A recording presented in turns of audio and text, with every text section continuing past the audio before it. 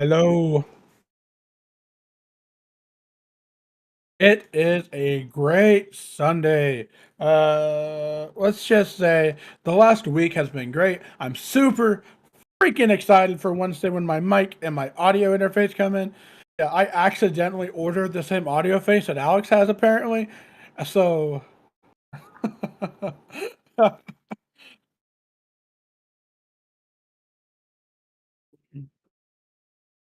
I- right.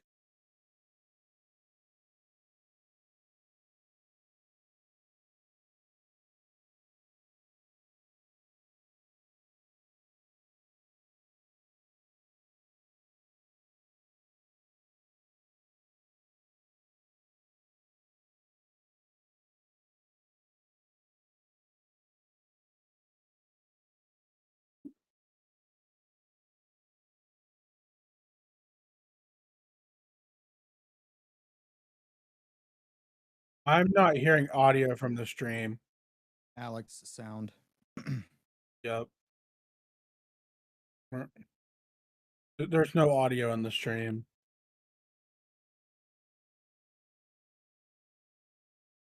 Oh, okay. They should be able to hear me Oh. now. It's moving in here. Jonathan's I can hear audio is me. working. Alex's audio is not. My audio should be working now. Is my audio working now? Hello, hello, hello. Yep, you're good. Awesome. ¿Qué tal, Sound is now Donald? good. ¿Cómo Sound is now está? good. Sound is no good. How is it no good? Sweet.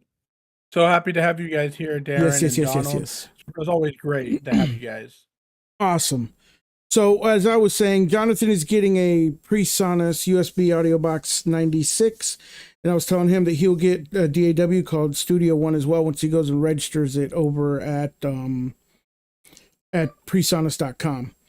So he will be in, but it's only a .deb file, so yeah, you can only install it on Debian or Right. Ubuntu. So There is absolutely no problem with that whatsoever, and here's actually why. I found out something about Arch that really made me sad, and like almost like a level of depression that hit me because of it. And that is Arc is actually not officially supported on Arch in any way, what? shape, or form. Art It's cards? not. Nope. It's only supported on RHEL, OpenSUSE, or SUSE technically, and Ubuntu-based distributions because it's actually based on an enterprise card, and that's the driver. What? That's wild. That are you serious? Arc is not supported? It pisses me off. It's not. That's They nuts. better. I'm telling you, with Battle Mage, they better do it, or I'm just gonna be like really pissed off. I hope to get a Battle Mage card one day. The thing is, so wait, so right if you now, use I'm it, what is actually it on Ubuntu default? Studio right now. So if you use it on, what is it default? Does it just default to like a Novu graphics? Well, I mean, I don't understand. It uses the generic Mesa, but then it doesn't take advantage of hardware decoding or anything. Oh, okay. I get it. Okay, wow. Yeah. Oh, how?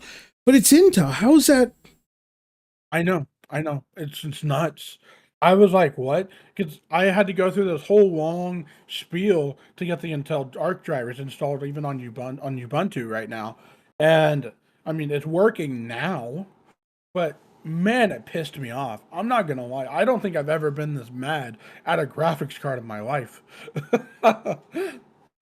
That blows my mind away. I mean, that would be like AMD not being available on like Debian or something like that. You know what I mean?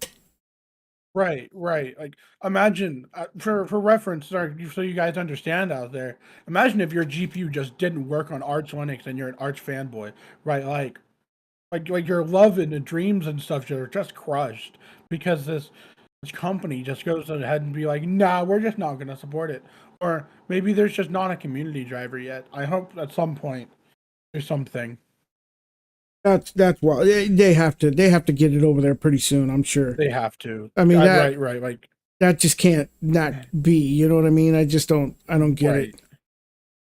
Darren here in the chat said should have gone with Nvidia. You know, Darren, What did if we were in a it's because he Discord shaved? call, It's I would because he be shaved. showing you something. It's because he shaved off his beard. That's what it is. Yeah. Oh my god. He shaved Dude, off his beard and he went and lost all his damn mind. Right. I was telling Alex, you just like ripped out part of your soul by like getting rid of that beard. You know, that was a defining character to who you are, and you have taken it away from us. How dare you? D-Dubs is saying, speaking of graphics cards, did you see that Dell is talking about 1,000-watt GPUs? Oh, I did not. That's what? crazy. That's insane. You literally would have to install power bill. I was gonna say you literally would have to install a second power supply to run your computer. I mean, there are 1,600-watt power supplies out there. Yeah, but when you're talking like if you're running a Ryzen like 9, you know, and you're also running like 120 gigs of RAM or whatever, dude, that's you're pushing your limits right there, man. You know, Darren, you're saying that you're still Grandpa Linux. You're absolutely right. But you're also still Blue Man. I'm gonna hold on to that for the rest of the time. Blue Man. Well, so I guess we'll go ahead and we'll shift into the first topic of the day, which is going to be LXQT has gone Wayland. And the desktop component is not 100% ready for Wayland. So for those of you guys that may not know, I know that we've got some people, but this is more. Oh, thanks for the super chat, Zero. Thank you so much, Kuya. I appreciate you, brother. For those of you that guys don't know what LXQT is, that are new to Linux, because we get a lot of people that watch the show after the live stream. It is a very lightweight environment, desktop environment that used to be QT or no LXDE, and then it became LXQT, and then because there was two projects that merged. Correct. Yeah. And so anyhow, it's a beautiful desktop environment. It's very lightweight, but it is now going the way of most desktop environments that are adopting the Wayland protocol, the compositors and protocols. So we are looking at something pretty awesome in the sense that it is going to actually another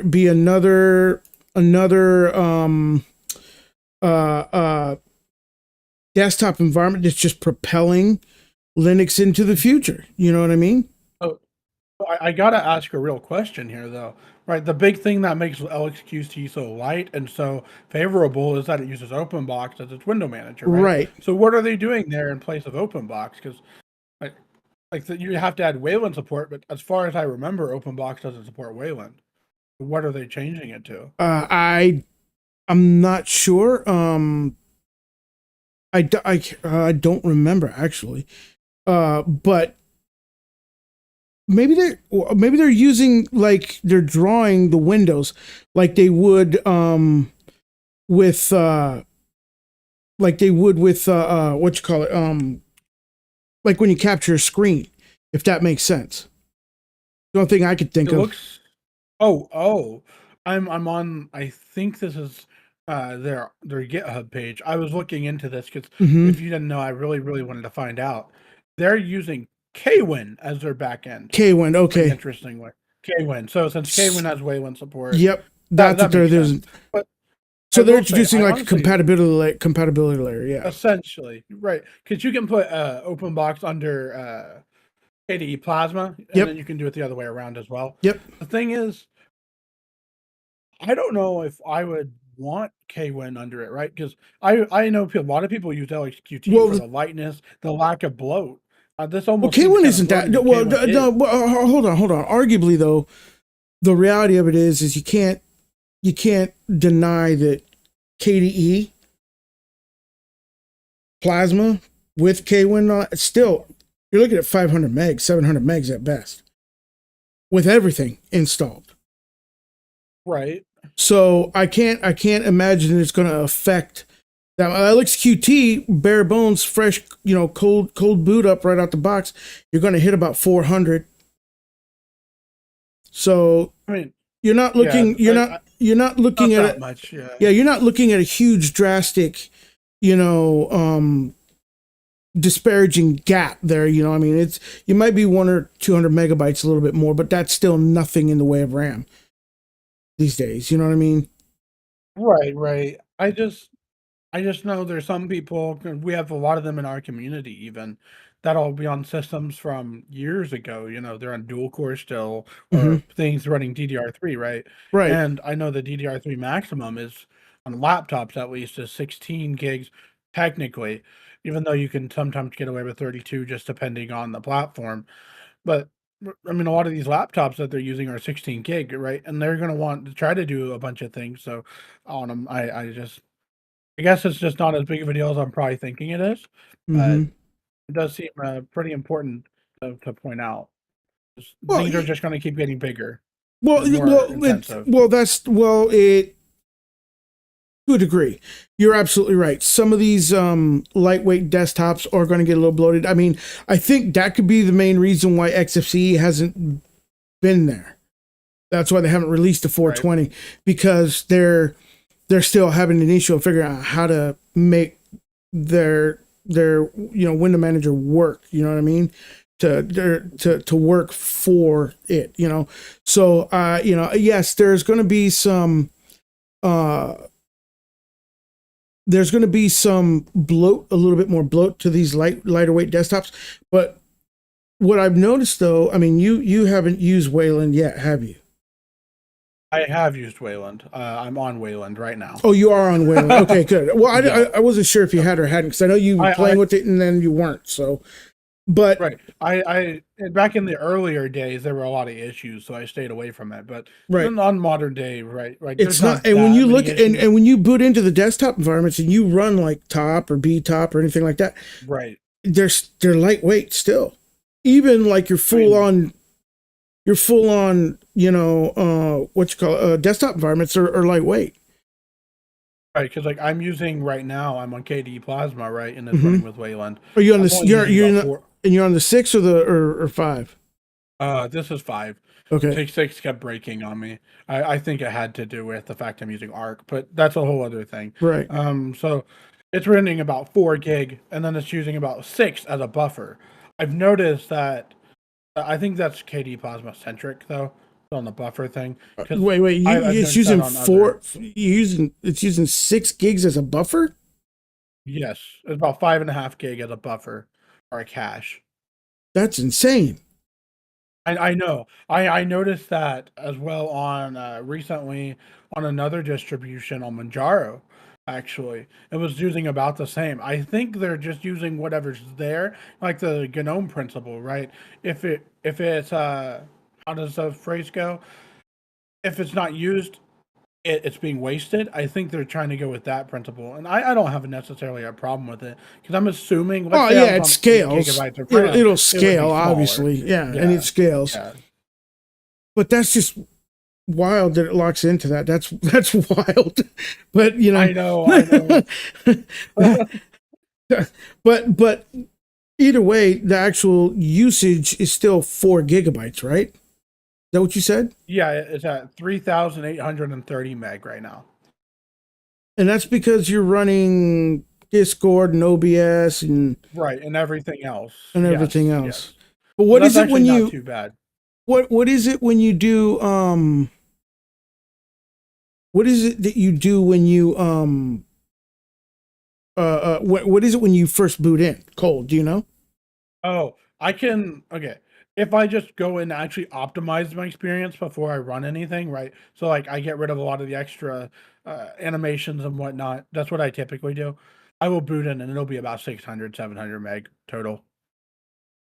Oh, okay, yeah. So it's Yeah, it's lightweight when you're not doing all this stuff. yeah. By the way, in Zero Linux in his super chat, he said Arch guys are high. Arch install added NTFS 3 as an FS option. Selecting it results in a broken system, of course. System. Why they added it is a mystery. I agree. I think it's dumb that they added it. To be frank, that's just Mhm. my opinion. To be frank, to be fair, I just want to have a disclaimer No, there. I get it. The other thing too is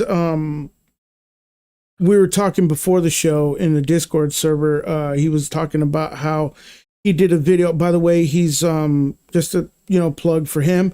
He's at the Zero Linux official channel on YouTube. He's back making videos. He's got videos that he's made. One of them is on the Arch installer and how some of the desktop profiles. When you go in there in the desktop, and you go to select desktop profile. Speaking of like Plasma, it doesn't add a lot of stuff. You got to add some extra things in there. And so guys, be aware of that.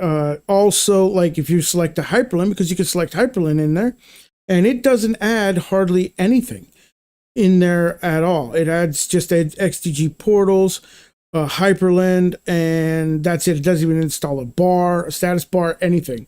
It's just, and I think it installs Kitty the terminal. So that's it. Okay. But if you go to like Sway, then it'll install the Sway lock, the Sway bar, the whole thing that you need for Sway to work. So just be aware of that, guys. Honestly, I'm glad you mentioned Sway because I know that's definitely my preference for a window manager, and there's reasons for that. What? Really? Yeah, I prefer using Sway over Hyperland by like a long shot. I've found So it then, to be typically more stable. So then, what about i3? Yeah, of course, yeah. I used to use i3 back in the day, right? Because Sway is literally the Wayland version of i3. You can even import your i3 configs to Sway, which is really nice. Yeah. So yeah, that was the window manager I was in back in the day when I had more of the attitude of I want to edit and change absolutely everything. Right. Yeah. It's just I know there's definitely like that Linux experience. You eventually have that, and at some point in your Linux journey, you'll probably realize, yeah, exactly, the walk of Linux. You will realize that maybe going and editing your config 24/7 is probably not the best idea if you're on a production machine. Or, if you want to actually have a life to live. Right, exactly. Editing the config and customizing everything to hell and gone is not, that's why I think so many people, I was equally surprised with that Ubuntu Sway remix video I did, dude. That was very popular. Really well. A lot of people told me, in PM and also in talking to me in Discord, I just heard it the other night, that was very surprising. And they're like, hey, I even checked it out because it looks pretty decent and easy to set up, easy to customize, make feel different like you want it. It's fantastic. Somebody did say it had the Manjaro vibe when you first install it, and they weren't wrong in that. Oh yeah. Yeah, they weren't wrong in that, but it's not Manjaro, so it's okay. Nope. Okay. You're being too hard on Manjaro. We'll go back to that here in a second. Go ahead. And so, it was easy to change. I made it look nice and like a purple with a nice weird, background, which is kind of cool. But I mean, it's so easy to use and so nice. The key bindings are a little different than what I would have set up, but you could edit that in your global. What was funny is there's a lot of the key bindings that I wanted to use in it, that I set to it were also the global key bindings in my hyperlink config. So I'm not launching crap in the virtual machine when I tried it on virtual machine.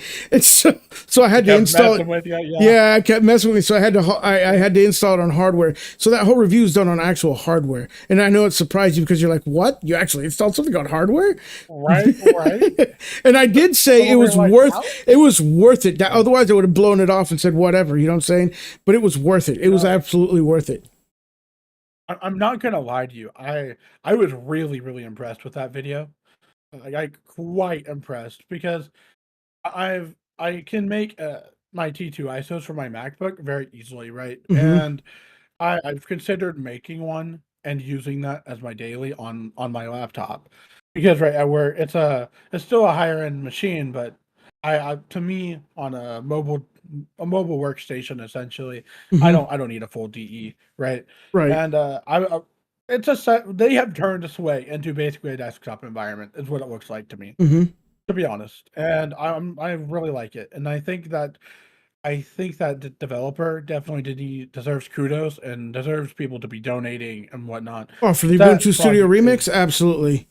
Yeah. And what's funny is it's not even considered a flavor. It's not, and it's because they refuse to go with Snap. And you know what? Yep. Know them; they're doing the right thing, Yep. in my personal Yep. opinion. So no, it's fantastic. It's keeping to the true core of what a window manager is, I think, even though it comes already set up out of the box. So, and it's very easy and user friendly to figure out.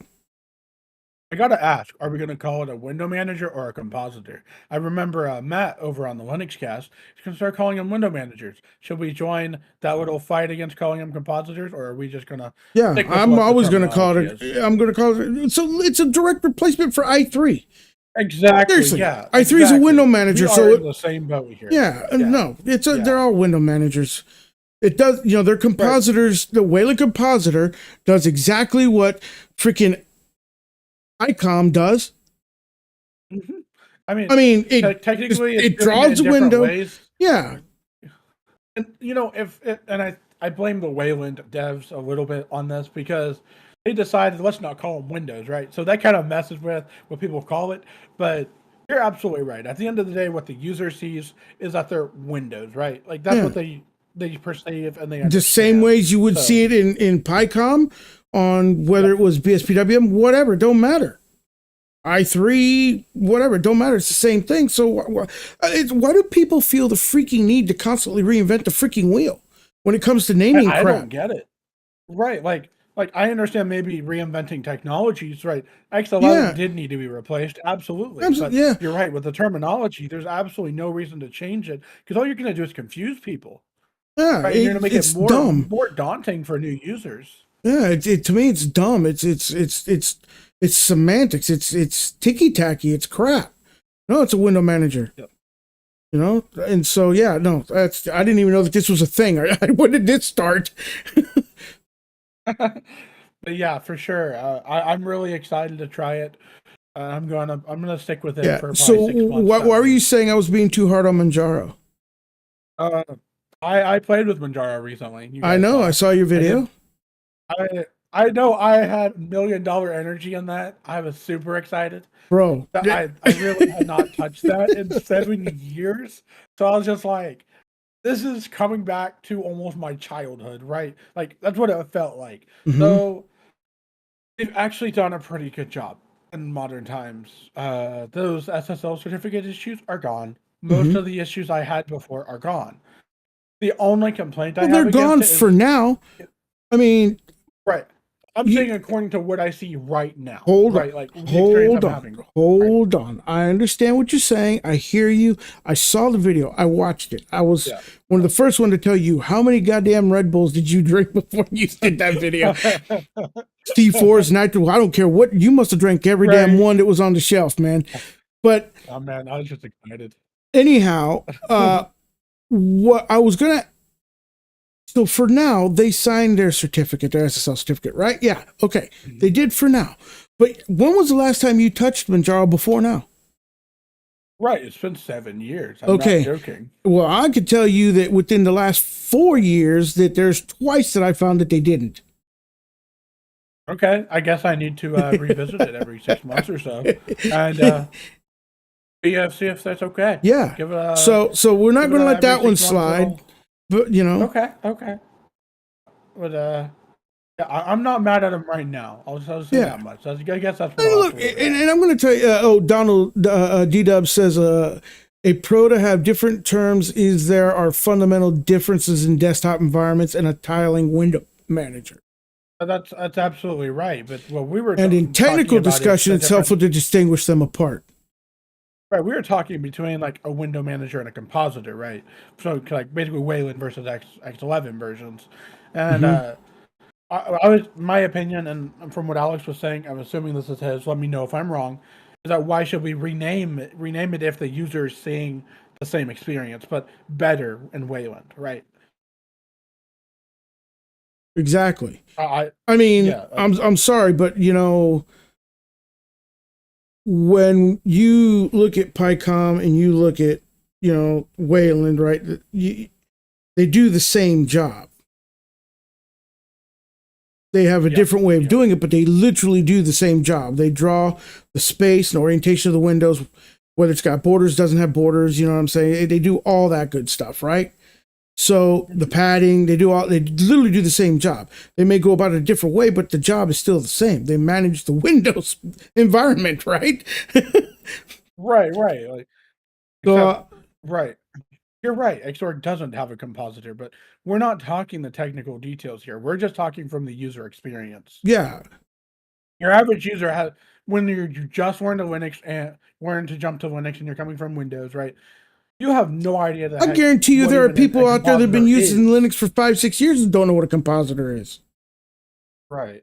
So, right, us technical people may understand it, but we don't have to shove down their throats that, oh, it's this or it's that. As compared to Right. the user base too, there's probably like maybe 4 or 5% of us that are super technical like that. You know, especially Right. now. Well, I'd say 15%. Okay, but you know, as compared to most people that are coming in, they just want to use their computer. You know, and they Right, don't and see it as that's a what compositor. They just look at it as a window manager. You know what I mean? When they open up, I guarantee you, if you ask somebody who's new to Linux, what do you open up when you click on this? And it says, oh, it's going to open up a window. That's exactly what they're going to call it. Yeah. And like that's exactly what we're saying here, T-dubs. Don't use technical terms. I know whenever I explain things to people, I try to make it as simple as I can, right? Right. Because And I that's what don't we're want to arguing. make them That's jump what through a we're bunch of hoops talking on it. about. Is Yeah. people are calling them a window manager, but then the people that are being technical say no, it's a compositor. That's what Right, the right. discussion was. Yeah, yeah.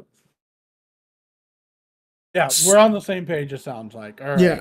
All right. So anyhow, what were we talking about? You were talking about LXQT on Wayland, and then we got off on this. Manjaro thing, but Yeah, in the Manjaro, you know, but like I said, you know, I saw the video, you know, and I don't hate on Manjaro. I always tell people, you know what, man, if Manjaro works for you, use it, man. You know, I mean, I don't just, hate.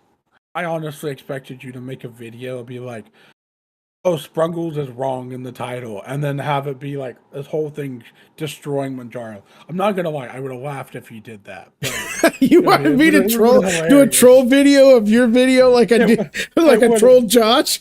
It would have been great. I'm not gonna lie. I was gonna make more of one where it was just gonna be me going like this, shaking my head like this, and then just have pictures of freaking Red Bulls flying in and out of the frame on a reaction video. Do it. I dare you. Do it. I Like coming, bouncing, hitting you on the head, just flying off somewhere. If I could figure out how to do those graphics, that's what I would have done. Like somebody's throwing Red Bulls at you. We've got to contact somebody to figure out how to do that. I love this idea.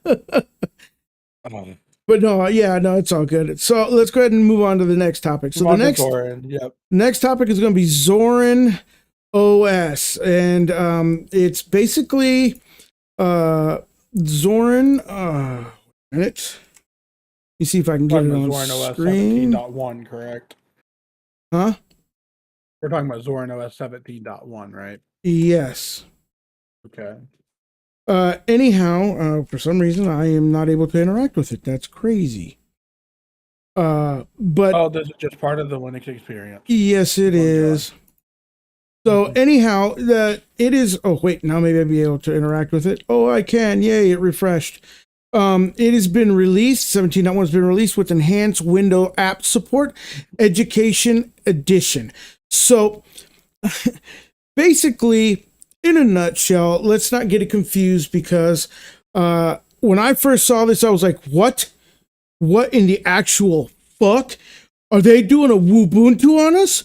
Are they stepping into that realm? And then I realized quickly that, oh, wait, no. What it is it's cool. I like their idea, dude. For that, you know, I haven't liked Zorin for a while because they push the pro more than the free, even though the free's good.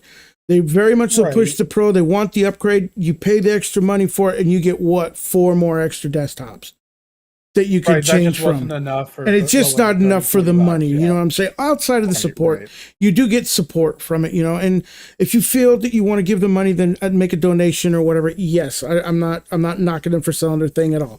But to me, it just wasn't for the value. Okay, but what they've done now is bar none amazing. What they've done is they've in the education, they've added, if you're trying to install a Windows app into there because you're migrating over from Windows, because this is definitely one of the distributions that gets pushed to a lot of people. If you're migrating from Windows, give it a try. That or Mint, both quality, safe, do it. But a lot of people come over, they want to install their favorite Windows apps. Well, Windows doesn't work. Yep. Right? It just doesn't work. And even with the wine Right, compatibility the there, applications won't. a lot of the applications don't work. They're iffy at best and they're buggy, even with using bottles or wine. We saw that in this dude's video who tried to show that about the Ubuntu experience, how it's bullshit. Well, what they do is their system will tell that you're trying to install this, and it will offer you a list of alternative open source or cross-platform applications that will just work in Zorin OS. They're taking the absolute positive approach to fixing that issue. Now, I don't know if they, give a little blurb or something like that says, be aware that there could be a learning curve on using an open source or cross-platform application as opposed to the standard Windows variant that you're used to. Things may not be the same, but this is ones that are often and most popularly used. Something like that. I don't know if they give that warning. I haven't downloaded it to try it, but I'm going to. Right, and we definitely need to. And I'm going to definitely, do a review on it and try it. Because I'm excited for that. This is the first distro that's come along that's addressing that issue. Right. I really appreciate the fact that they're doing this, right? Because I hear so many people that are just switching over from Windows. They're like, do you guys have Photoshop or whatever? And I explain we have GIMP, we have Inkscape, but and then I'll have them try it. And then they just go back to Windows because they're like, oh, I don't want to learn something new, right? And I think that's typically what it is. And I'm over here like the fact that they're advertising these other products to people. I think that's definitely going to help growth for those projects as well. Because right before these individuals, they didn't know where to go. They were having to rely on the word of mouth from us people in the Linux community. And typically we would recommend the applications, but that means that's a whole other step they Exactly. have to take, right? Well, and the thing is what I like about it, and for me, what makes me feel that this is such a positive move is it isn't just like somebody crawling into a forum, like you said, or Discord or something like that, and getting referred to this application. This is actually the developers that are doing this. So I'm hoping that they're giving the most positive experience and positive recommendations for the ones that they've specifically curated to work best in their environment that they've developed in this operating system, and not just some one. This is a list here, go down the list type thing. I'm hoping that they've taken that, and honestly, Zorin does a great job of that. They don't put stuff in that just doesn't work. Those guys actually do a quality job of sourcing great apps that work with their distribution and maintaining them. So I don't see them not doing that, but I'm excited to see that because that is the approach that a lot of, I would love to see Linux Mint do that. Honestly, I'm LMDE. say it now. Yeah, I get what you're saying. I think that this is the first time I will start recommending OS to people who are switching from Windows. Because before I would have legit for various reasons you've mentioned, and then mainly because the company behind it. There's nothing wrong with the company per se, but it almost felt like the project was like half done a lot of the time. That's what it felt like to me. And from what I'm just scrolling through the website, their blog right now, and they've done a really, really good job from what I can tell. They have obviously wine and bottles included for this emulation. They're including Wine 9, which actually has some Wayland support, which that's really good. That's smart, and I'm glad it's finally there. Yeah. There is also they have that is one thing they do. I said do. Yeah. They do have a heavy use of wine in their distribution, but it's because that was when they were trying to get to the whole try to be able to be a viable alternative for Windows. But I think that this approach is much better. I agree. I mean, and I'm seeing the rest of this distro on just the site. I mean, they have their own LibreOffice skin, which I'm saying Mm-hmm. it's pretty hot, man. I'm not Mm-hmm. gonna lie to you. Um, yeah, I think I need to give this a run in a VM and play with it because this seems pretty sick. Yeah, I mean, maybe they listen to some of us talking about Zorin because I know I'm not the first one to be saying what I said about Zorin. So I'm thinking, maybe they're listening and they're doing some stuff. I don't know. I'm excited for it. I'm excited to play with it and see what it does. I mean, and like you, I definitely will. I did recommend it before, but it wasn't my go-to. Linux Mint was my go-to, but this may actually move it up a notch to be my go-to, because I mean that is the biggest thing that most new to Linux users face, is the daunting task of trying to figure out, well, which program can I use that's going to help me, achieve my workflow that I had in Windows, whether it be entertainment purposes, whether it be gaming, whether it be office work, whatever. And no, there is, I mean, we have lots of office suites out there now. It seems like there was a new one coming out every couple of weeks back in the day, but not every office suite works exactly the same. You know what I mean? And none of them, you can open, Microsoft Office, this, that, and other. But if you really want the actual Microsoft Office experience, then just do the Office 365 online. I mean, I don't even. I'd argue a little bit against that actually. well, it's not And here's secure, why. obviously. You know what I'm I saying? If you're mean, dealing with you're secure not wrong. documents. Like Microsoft 365 Online does work, but it does miss a few features that the The full-fledged full, application yeah. has. But I've actually been playing with only Office lately. They have done a really, really good job I with haven't compatibility. looked at that in a while. So They've done like there's been some serious improvements. I'm telling you right now, it's just a clone. Like in terms of the design, like they almost one-to-one ripped it off. so you're saying it's the Ubuntu's of Microsoft Office? Pretty much, except It's for the what fact that Office? at least it's done by reputable individuals. I'll leave it at that. Right. And there's no servers that are pinging constantly. Anyways, so, so it's Waffus. oh, it's a Waffus. Oh, Yeah. I like that nickname. That's going to be sticking around going forward. Um, Well, yeah, I've been like playing I with haven't it. looked It's at, really good. I stay in my lane. I'm a LibreOffice guy. I like LibreOffice.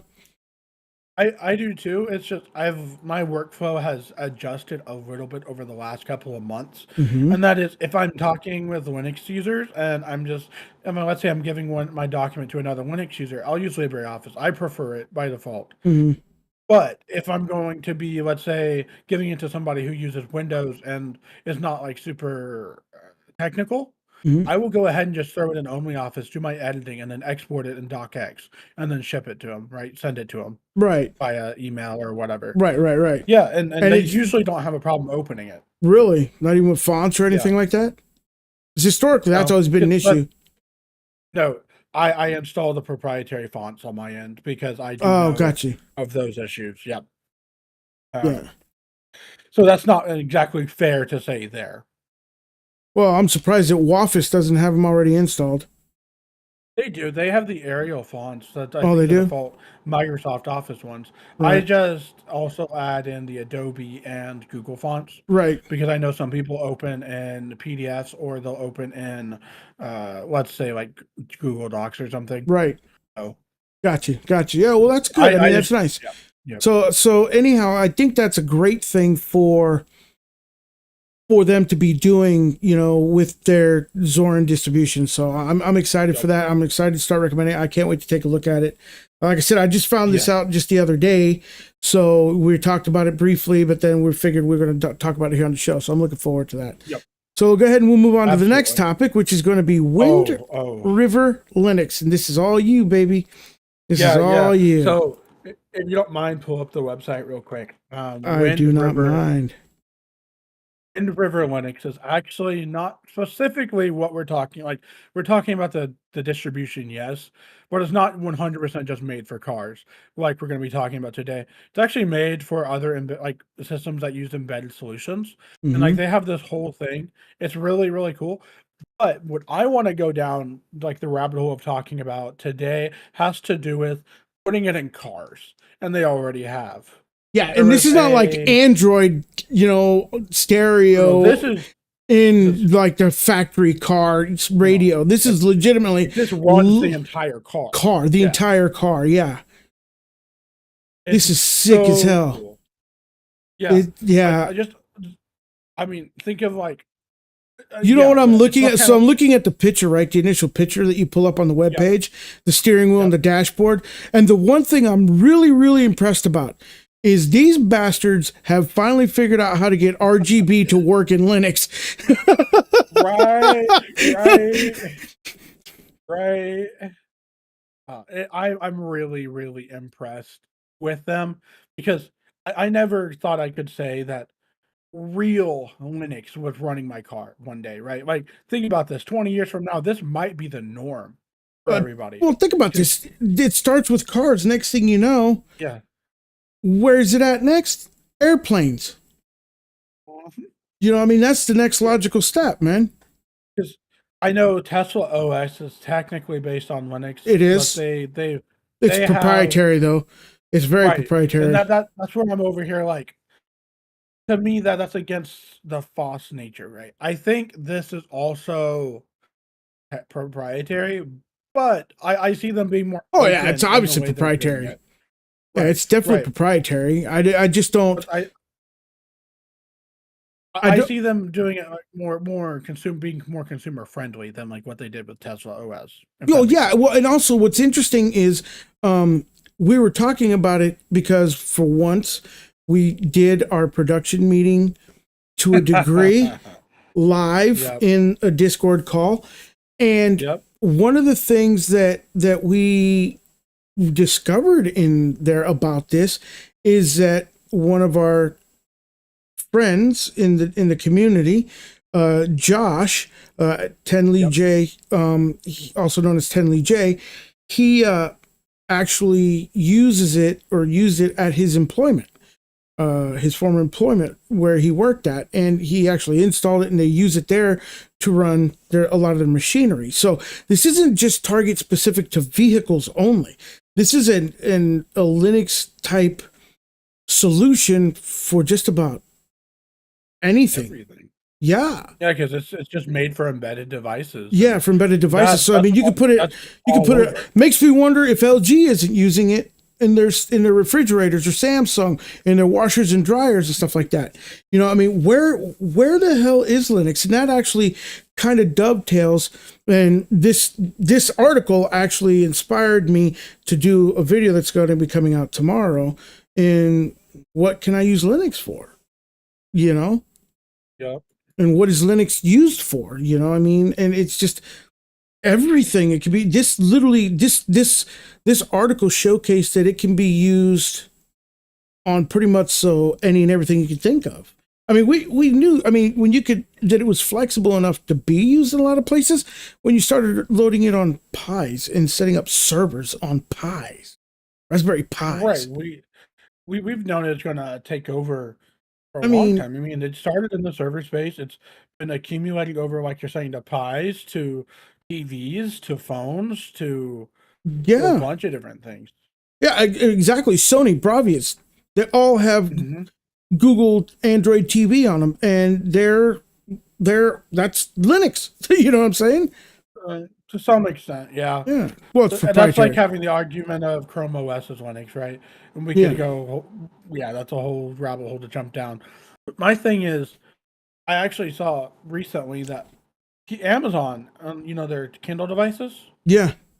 they're replacing their Fire OS, which is 100% on Android BS. It's Android Mm-hmm. with their own Linux distribution. So Mm-hmm. yeah, I mean, like your tablets are going to be running Linux. That's Yeah. Well, the interesting thing too about that is I don't know if you knew this, but you could sideload onto it. Mhm. Yeah. An actual I can't remember the app name, but it actually let you run a Linux distribution. You could do Arch, Debian, or Like like Android Nix or something. Yeah. yeah, on there. Yeah.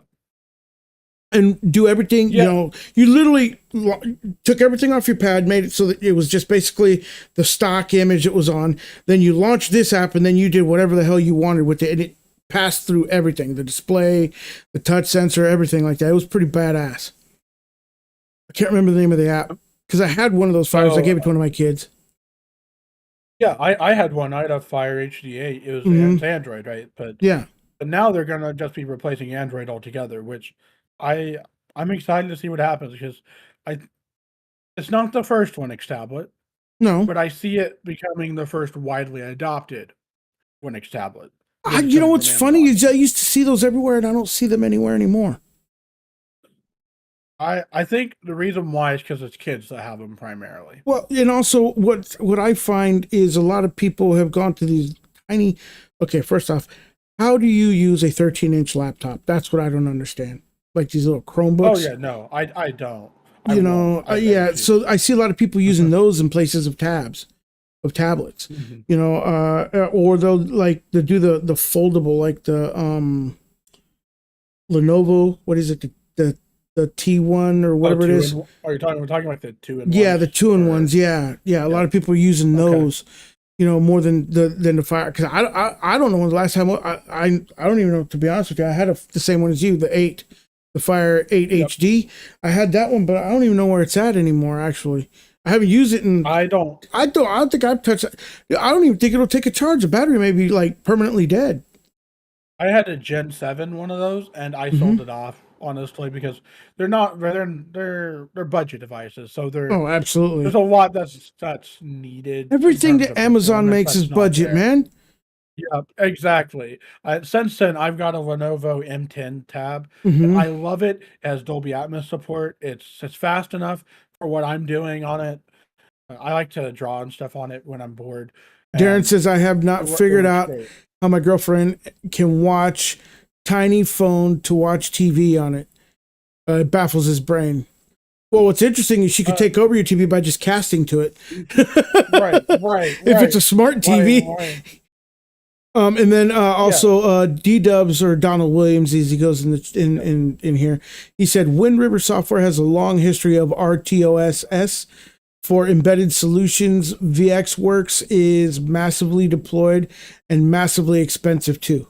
This is true. I don't know what VxWorks is. I'm gonna have to trust you on this, but I do know that when there's something like that being used on those type of levels, that's always expensive. It doesn't matter what it is, you know.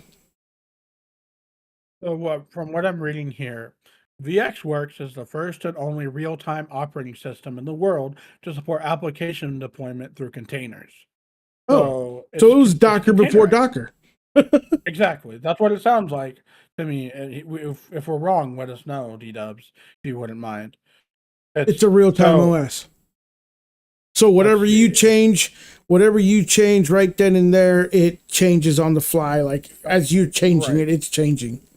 Like there's no delay in any way, shape, or form. As soon as you execute the command, it's changed for everything. Cool. Right. And Darren says, I know I could do that, but she doesn't want to do it. That's okay. To each their own. It's been around for years. Yeah. Which is cool.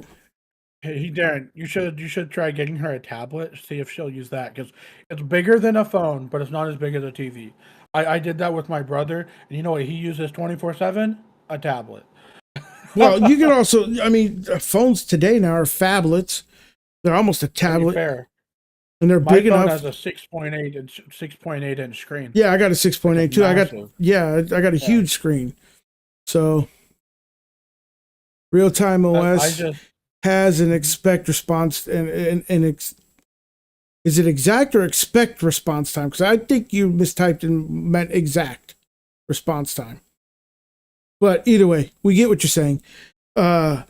So yeah, I think Wind River is a cool thing, and it definitely proves the links to which Linux has actually gotten to, and that Linux what? Oh, come on! Put the message back. I think it was. I think that it was the We turned off auto mod. Remember? Oh, maybe. I don't know. That's weird. But He Josh put is in. in. Go Josh ahead, is in Sid. chat. My tablet exclusively front page for Home Assistant, and my phone is used mostly for casting YouTube to your TV. Yes. Yeah. Uh, Low light was his redacted message. I'll go ahead and highlight it real quick because it was pretty funny. He Yeah. said if he could have like a Batcave size screen, he would. That's pretty great. That's cool. That was pretty Why did funny. that get modded?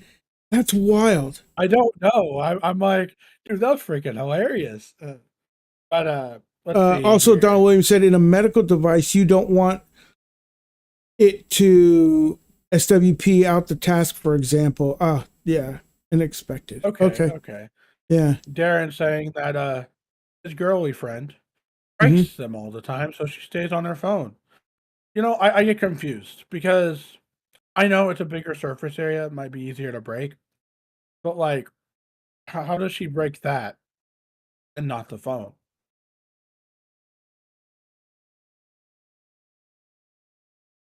I will leave that alone now, I guess. I guess. Wait. So Josh said we can retract messages as well. Oh yeah. Yeah. But anyhow, I mean, no, you know, tablets, like I said, they're almost like the way of the past. Like those old tablets. Now the new ones, like they have the detachable keyboard and stuff like that, or they fold, or they're a laptop. Yeah, the 2-in-1s. Yeah, I think that's what's being used now. And at that point in time, it's operating systems that are on there. It's not, you know, not like an Android tablet or such, like the Samsung 7s or 8s or whatever they are. I just got. What's up, Nate? Welcome to the chat. Could Lowlight verify something for us real quick? I'm just got a report that you're having a high feedback on your mic. So I'm having a high feedback. Yeah. Let's just see if everybody else is hearing that as well. Because I would rather.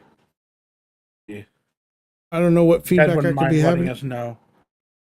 I have you in my earphones. Right. I don't have. Yeah. We'll see if the chat lets us know or not. So those less durable because, well, they're more mass. Yes, this is true. The more he says, he doesn't hear that either. I don't either. Yeah. So I remember when phones were going smaller and smaller and hated them. Just happy they're bigger now. Yeah, I remember that too. Oh yeah. I understand the thought process behind having a smaller phone because there's. To be real with you, nobody has my hand size, typically. So I like having a bigger phone because I have big hands. But then I also know a lot of people have smaller hands. So I could understand, like back in the day with the iPhone 13 mini, people loved it because it was cheaper and it was smaller for those type of people. But then we have to remember those are also not the norm, and too many people get excited about that stuff, I think. Right. Well, Josh, I just adjusted my level down a little bit so that I'm not as louder than him, where it should be even now. But hey, yeah, I remember that too. And you know, I always hated the smaller phones because my digits always hit 2 and 3 buttons at the same time. You know, no matter how hard I was trying to type, you know, on those little tiny screens. And so, you know, that's why I'm telling you, I'm a fan of the phablets, dude. When the first phablet came out, the Note came out, man, I was all over that thing, man. I was like, finally, the gods have listened to me. Man, I'm waiting for one day when we have tablets that fold down into phones. That's gonna be my living dream, right? They kind of have that already. Have you seen we have foldables, but yeah, the Z Fold. Have you seen that thing? Yeah. I have. I don't think I like that. It folds into a half. It sounds like it folds out to like almost a half a tablet size. Right, it's half a tablet. I want a full tablet. I'm greedy here. Oh my god! Excuse me while I fold my tablet in half and put this in my. Oh wait, I have to have cargo pants now. That will make cargo pants come back. So, my thought process is it would fold twice. So you'd fold it in half and fold it in half again and put it in your pants. Yeah, but you need a cargo pocket because your phone's going to be like that thick when it's folded. Not with how thin It's phones are already getting. this thick. The Z Fold is this thick. Right. I mean, fair enough, I guess. But and I honestly don't exactly like the folds, and here's why. If you want to replace the screens, you might as well buy a new one. Like, it's actually more expensive to get the repair Oh yeah, than it is to absolutely. buy a But new then also phone. you have like my friend he literally paid for the Z Fold when it came out, Mhm. and I mean it was like $1,200, whatever the hell it was. I can't remember, but he paid for it, full on paid for it. Had it like a month, and the hinge broke. Then Right. broke. I think if I were to get a fold, I would get the One Plus version, the One Plus Open, to be honest with I you. agree. I agree with Josh. Foldable phones are a gimmick. I agree. Yeah, they are a gimmick. That's fair. I think the fact that they're still using plastic on the screens is wrong. Well, what do you? Right? 'Cause How do you make a glass foldable screen? I don't know. Well, I just think you're spending $1,600 to $2,000. You shouldn't be getting plastic. but you can't make glass bend like that. It'll crack and break, no matter how thin it is. Do that with the screen protector, the tempered glass screen protectors. That's the thinnest glass you could ever find that's durable worth the shit, and it'll crack every time.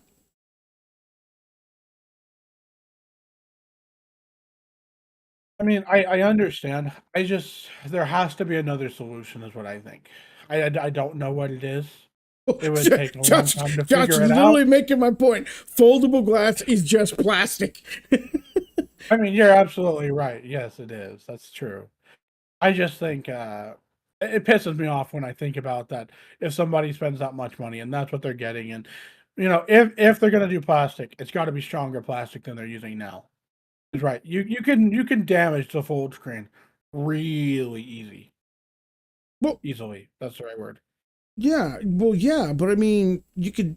It's by the nature of the design of it, it makes it that way. That's why it's a Right. gimmick. It's a gimmick. It's a Right. legit. I mean, Right. and here's the thing, man. Okay, so it's got X amount of opens and closes, right? That you can unfold it and Right. fold it, right? Before it's going to break. Right. Okay, just there's a finite number, and that's it.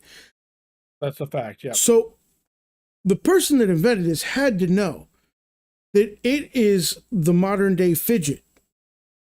People are just gonna be sitting there flipping it open, closing it, flipping it open, closing it, flipping it open, closing it. I mean, I know So right. I watched my dude that got the damn one that fold like the Motorola one that folds up and down. That's all he did. Flip, close, The flip, razor. close. Yeah, the razor. Yeah. Flip, close, flip, close, flip, close. I mean, Yep. just click, click, click, click, click. I mean, it's like I'm like, dude, that's a fidget. But I'm with Darren. Darren in the thing, he says he wants a holodeck or a hologram phone. I am 100% with him as well. Dude, if I could there was something it wasn't a holodeck per se that Disney was doing, but Mm-hmm. it was like a floor that you would think you're walking on. It was it was like the same kind of thing. Mm-hmm. It was so cool. I'll send it to you later. Yeah, And you can actually, see it. Tenley J, Josh, actually, he says that he wants a phone that's not foldable but has two screens, and there is one out Ooh. there, but it's ridiculous. It's the It's from LG Microsoft. Slide. It's a slide. There's also one from Microsoft. It was the what was it? What was it called? The slide has a full screen up here that flops out and makes a full screen, and then it has the little tiny screen on the bottom where you're holding it. It looks like a T. Is Josh talking like a are you talking like a modern version of like the Microsoft Surface Duo? I don't know. I mean, look at the design, and you tell me that's not exactly what he's talking about because it Might has a be. hinge. Well, the glide. I don't know if it's the glide or the slide, but it like flips up. It's kind of like the LG. Remember the LG NV that used to fold up and had a screen had a screen on the outside and had a screen on the inside with the keyboard on it. It's like the LG NV. Only difference is it flies up. You split apart and it flies up, makes like a T. Modern Duo. Yeah, Josh was talking about. You should really look at what that looks like because I agree with Josh. That would be a pretty sick. That would make more sense than having a foldable screen like they have currently, in my Mm-hmm. opinion. Yeah. Well, but so how would that work? Because it would have to fold out, or It's literally just two phones that are connected with a hinge in the middle. yeah, that's what I'm And you saying. just fold it together. Yeah. Yep. Yeah, like the MV did, the LG MV. Look it up. You'll see what I'm talking about. It flipped Let's up. see. It was like a clamshell. It flipped open like this into a 90-degree, and there was a keyboard that you could actually type in. Oh, I had that I phone see. forever. Yeah. Okay. Yeah. No. We're talking something But he's talking quite about something that different than opens what up you are. completely wide and has two screens. Yeah. But it's touch. Are they touch screen? They're glass touch screens, right? Yeah. It's literally just an Android device, but you have two of them essentially, and you can extend things across displays. It functions a lot like a fold, but instead of having that crease in the middle, you just have a giant hinge, and you have two screens In the instead middle. of Yeah. one. But Yeah. the crease lights up and actually carries a picture all the way across it. Right. There's no line Right. in the And you crease. don't. Whereas this one, you'll have Right. a line in the middle of your image. Yep. Which will suck. Not really. Most people wouldn't use them like they wouldn't. Most people weren't watching YouTube videos like that. They were still using one screen to watch a YouTube video, but they would be multitasking, be on Twitter or whatever on the So other I screen open at it the up same and I'm time. on a Discord call with you, and I have you open up big, and all of a sudden you got a line Yeah. goes right down your forehead, right through your nose. Why would you do that if you know there's a line in the middle? I mean, that'd be so weird. You just. I mean, That's like I guess owning that wouldn't count. that's like owning a 55-inch big screen TV and reducing your picture to 1/3 of it. I don't think you had an experience with this, so I don't. It's not as bad as you think it is. That's all I'm gonna say. My dad had one of them, so Mm-hmm. I got to play with it some. It's the phone is good in terms of hardware. The only Mhm. issue with the Surface was or the Surface Phone Duo had a lot to do with Microsoft's poor software support. But Yeah. that's a whole thing. It's Microsoft. What do you expect, right? Yeah, of course. But you know what, I mean, man? look at It's what they okay. did to Windows. What did they do to Windows? Except they're putting sudo in Windows, but we're not going to talk about that. We already talked about that. Right. Like You're not I gonna told rip somebody, everything from that just full screen everything. Yeah, it's like only a floating window. Yeah, I get you, Josh. I get you. I told somebody that the other day. I said, pretty soon you're going to have to compile Linux in order to get Windows, because they're Actually, starting to implement so much Windows, so much Linux into Windows. I'm just wondering whenever they decide to switch over to a version, like customized version of the Linux kernel, right? Because Mhm. like they're ripping everything else off, they might as well go there. Pretty much. All right, you want to move Yeah. on to the last topic of the day? Yeah, absolutely. All right, so the Give last me topic just of the a day is Linux Mint is building a new hex chat replacement. replacement. That's right. So unfortunately, HexChat is not really being truly updated anymore, so Right. that kind of sucks. And Right? come to find out, It's a lot actually of a pretty people, good client. a lot of people are still on IRC, and a lot of people were using this client in their day-to-day use.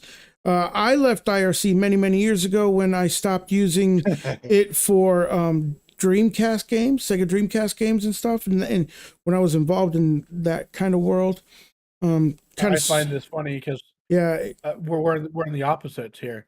I'm the young fella. I'm still using IRC. Yeah. There was another thing I used to use IRC for too, and that was for the sat view satellite boxes, like the Dreambox and those kind of things, to program satellite program for satellite TV. Right. You can do, there's a lot of IRC channels, so you can get code for that stuff too over there. And so that's what I'm familiar with IRC for. But I understand that a lot of people still use it for many different things. So I just use it for chatting with people for Android stuff because the reality in that space is if you want to get somebody that actually knows what they're talking about, you go to either XMPP or IRC. mhm. Those are the people I mean, that are there's, I mean, knowledgeable. but I seriously thought, and to be honest with you, I thought that it was old techies that were over there, but I've come to find out recently that a lot of developers and a lot of coders and stuff like that, they're actually still over there. Yeah, There's like your age people are over there. I mean, there's a lot. I mean, it's still very vibrant. I think a lot of it, with no offense meant to anybody in the chat or anybody out there. Josh just commented. He says on IRC hanging out in an anime community on Risen. Like, there's usually pretty great people over there, and then for, let's say, if you're in a technical community, you got to be pretty technical to know what IRC is and to get into it in modern day, 2024, right? So you're that instantly drowns out a bunch of the new people that just. They still have a ton of different servers. Oh, there's a lot of IRC servers. Yeah, that's what I'm saying. There's a ton of them, right? Yeah. You have to know that to me that was the hardest thing, is to figure out which server you needed to go to for what. Like I know they got ham radio servers over there. They've got all kinds of servers over there. They got all kinds of stuff. I mean, it used to be okay. So let's not lie. IRC was a dark web before the dark web became a thing. Yep. Yeah, absolutely. Yep. You wanted it. You found it on IRC. That's all I'm going to say. That's unfortunate. On that. That's unfortunate. I don't know what. Like I said, it's got to be at least. It's got to be at least. If I'm lying, I'm dying. I promise before God, it's got to be at least, I would say, 15, 16 years since I've last touched an IRC server. You should spin it up and try it again. Maybe after this Jargonaut comes out, because I'm not gonna the software with the Winx team makes. I really like. Dude, they make astounding. I mean, like they made Hypnotics, for streaming, entertainment through it, like IPTV, that kind of stuff. Yeah. Absolutely. I mean, they'd make some good stuff, and I might spin this up to check it out. I mean, and like I said, I didn't really realize that low lights. It sounds like an after party topic.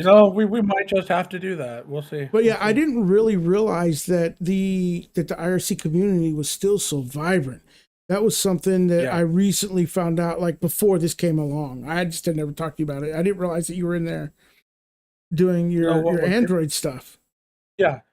What drives me crazy though is that they have GUI applications are fine to interact with it, right? But now they have like web-based clients, like LiberaChat has one, and what? I don't. Yeah, to connect to IRC. Like, you can host it. Yeah, you can access things like that on the web, like in a browser. I don't like that, to be honest. I think somebody should have to use a designated application to connect, but oh well. Yeah, for us. Can't remember what the application was in Windows all those long ago. This was back when I had used Windows and to do it because I couldn't get into it with Linux, to be honest with you. Right. Can't remember the name of the app, but it was a dedicated app. You realize there's a lot of them, right? Like Now, but I'm saying back when I was in IRC, back in the early days, it was Windows that I used to get into it. I remember that. I just can't remember the name of the app. XChat for Windows? No, I don't think that was it. I don't know. It might be. I don't know, man. Can't remember. It was like I said, it was a long time ago. Long time ago. Right. I mean, it's really great though that people are still using it, right? Because some of the technology, even from back in the day, it serves a better purpose, even in modern day, right? Like think about it. Would I rather, this is at least from a Linux person mindset, would I rather go to a platform where I can be anonymous and talk and get all the information I need, or then have to agree to a EULA or something along those lines that's ridiculous and predatory? I mean, to me, it's a very easy choice, right? And the only reason why I stick around with Discord is because there's no good alternative on Linux. Really, Matrix just isn't a good. Yeah, it's not viable in any way. Yeah, so Darren, no, we didn't give up on Rumble. We just have to when we stream to Rumble, we'll just do something different, a different, dedicated stream to there on there. We just gotta figure out, how we want to do that. I just like managing through OBS rather than the Rumble Studio. Oh, the Rumble Studio was nice. It's not bad. But I like the overlays. I like to be able to transition to the topics and show the web pages and that kind of stuff. Whereas on Rumble, you can't do any of that. You're very limited. Right. And getting OBS to sync with it for some reason doesn't work. It just doesn't display the output over there. I got to figure it out. Right. Well, Alex and I in the after show today, we could talk about when we want to do the other streams every week for now. Yeah. So yeah, I mean, IRC, like I said, I didn't realize it was still as vibrant. I didn't realize that a younger generation has adopted it and is using it like crazy. And that makes me happy because, it's granddaddy, man. It's a granddaddy way of communicating. And there's tons of content. You name it, you could find it over there. I mean, I imagine it's regulated now more than what it was back then because technology's advanced. But I mean, who would be doing the regulating? That's what I wonder. Well, a lot of the servers can set up things. That's true. A lot of the servers can set. I mean, I know that they were setting them up back then, but they didn't have the sophistication of the development of the software server like they do now. So Josh here, real quick, he asked, why not just use an Nginx restream server? Honestly, I didn't even consider that. We would have to figure out how to do that, to be honest. I don't know how to do that. I don't know how to do that either. Bothered. But yeah, IRC regulated, not really. No, I know it's not really. Yeah. I know that, and it's historically been the Wild Wild West. Yeah. But that's what I'm saying. I would have figured that they would have been doing that.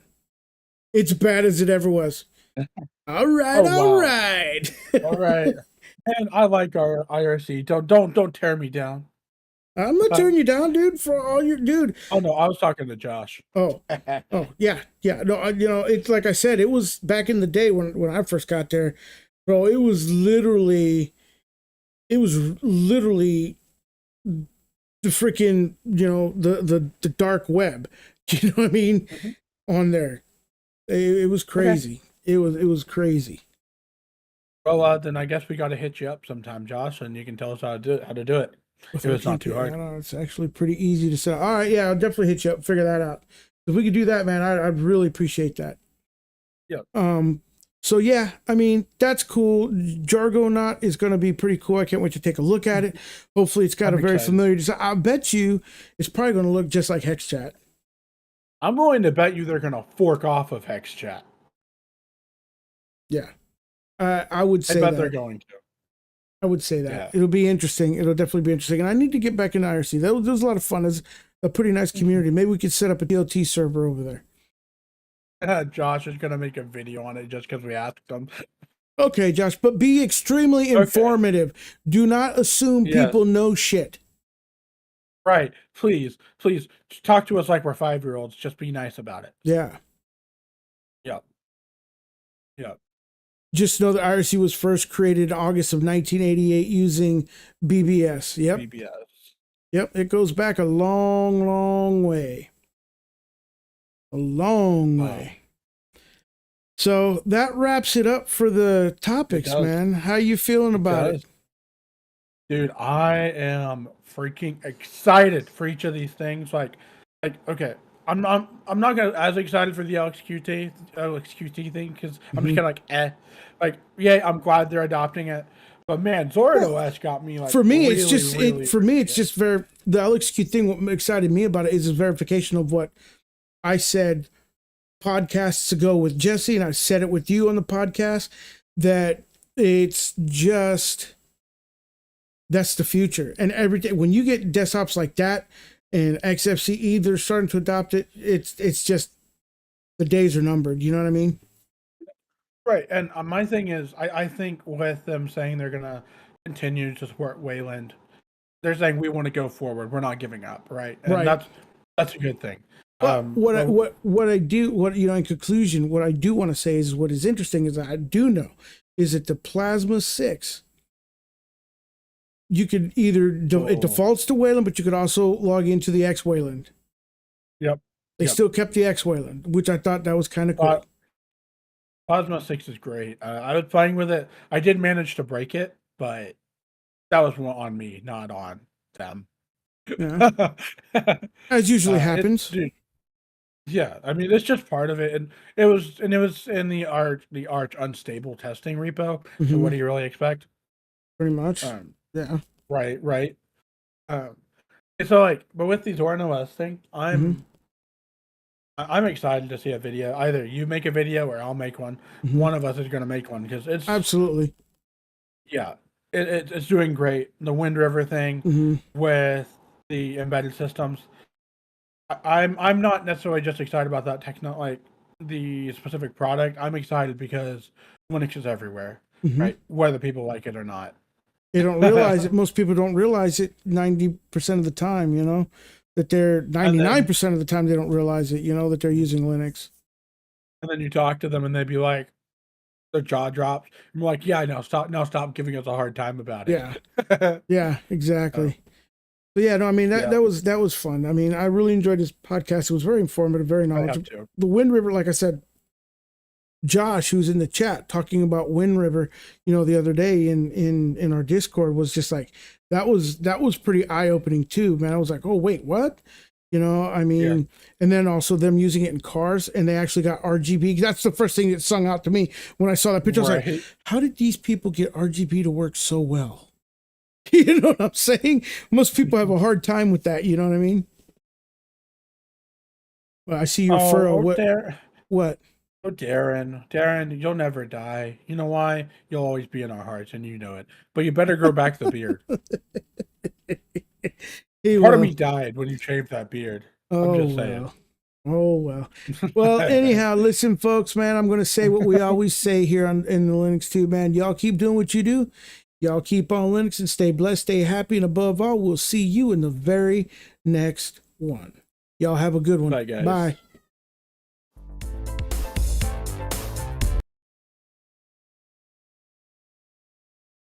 All right, guys. Good show. Hello? So